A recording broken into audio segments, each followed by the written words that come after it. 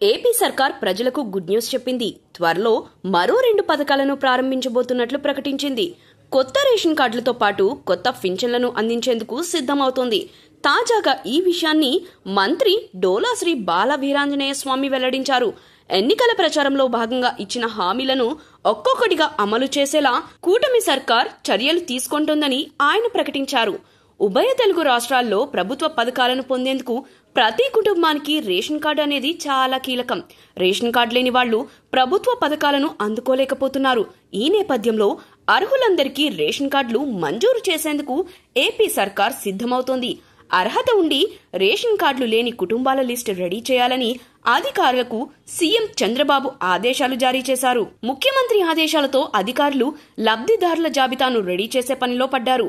త్వరలోనే నూతన రేషన్ కార్డుల మంజూరు చేసి లబ్ధిదారులకు మేలు చేయాలని సర్కారు ప్రణాళికలు రెడీ చేస్తుంది.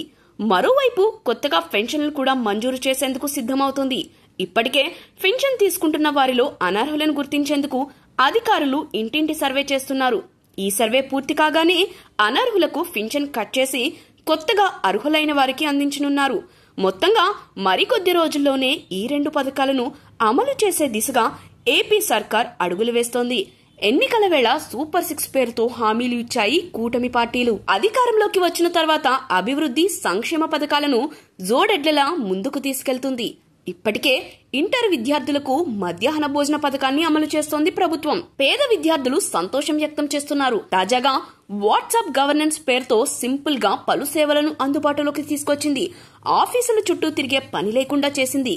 కూటమి సర్కార్ అధికారంలోకి వచ్చిన వెంటనే పింఛన్ నగదును పెంచింది.